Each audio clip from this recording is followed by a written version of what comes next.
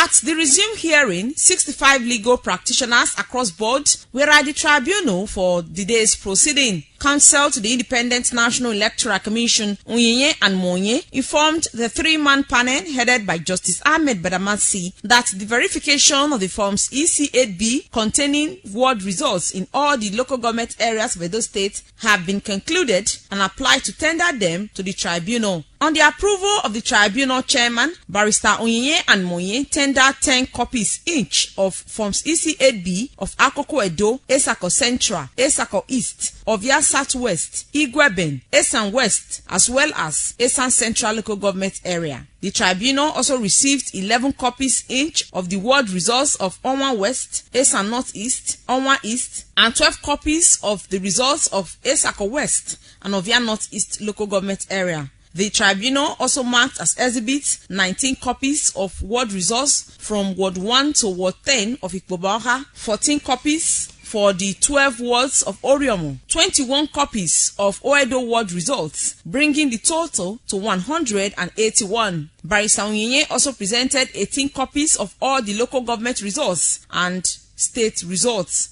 Meanwhile, counsel to the first respondent, Ize-Iyamu and Mbiere, made an oral application to tender a document which he called a supplement of the 2015 guidelines and regulation for the conduct of the election, which counsel to the petitioners objected to on the grounds that such document should be tendered from the witness box in line with paragraphs 41 subparagraph 3 of the first schedule of the Electoral Act as amended. The petitioner's counsel said he will canvass full arguments of the document during the address stage. Chairman of the tribunal, Justice Ahmed Badamasi, however, admitted the document as exhibits, while members of the tribunal waited anxiously for the first respondent to call their witnesses. Counsel to INEC, Ize-Iyamu and Mbiere, said, having reviewed the evidence of the petitioner's witnesses, it is their humble position that the first respondent, through cross-examination of the petitioner's witnesses, has sufficiently established a defense to the petition. According to him, he considered it unnecessary waste of the tribunal's time to call witness who will merely elicit the evidence given by the petitioner's witnesses. In summary, the counsel to the respondent said there was no need calling any witnesses. Parties comment on the proceedings. The first respondent has done the right thing in the circumstance. You see, the petitioners are bound to prove their case, and since they have not done that by our own reckoning, there is no point stretching the tribunal unnecessarily. If I were the counsel to the first respondent, I would do the same. The first respondent has presented his case through the tendering of documentary evidence, and as you heard them say, they feel that they have called sufficient evidence through cross-examination of the petitioner's witnesses and their documents, and they did not think any useful purpose would be served in calling any other testimony. We didn't call witnesses because calling witnesses is a matter of calling evidence, obtaining evidence from them. And then from the cross-examination of the petitioner's witnesses, we will have enough evidence in support of our case already.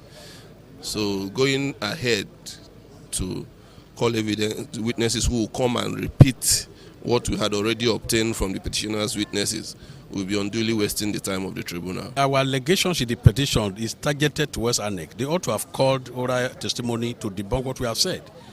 The cross-examination, it does not actually build their case for them.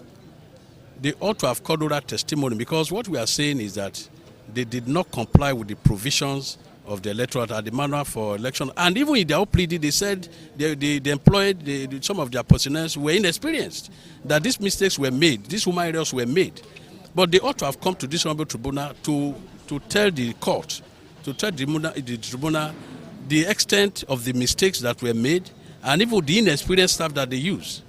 So that is an area that they ought to have given evidence in respect of what they are pleaded. But from my indication, it doesn't appear as if they know what, with all respect to them, they know what they are doing.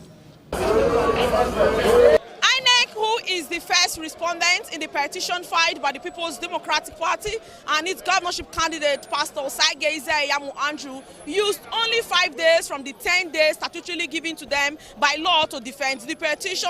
The second respondent, that is Governor Godwin Obaseki, through its counsel, Kenmozia SAN, applied for 2 days to enable him prepare his witnesses in order for them to open their case. The tribunal adjourned to Thursday this week for the second respondent to open its defense. From the Edo State Governorship Election Petitions Tribunal sitting in Benin, Best Mbiere reporting.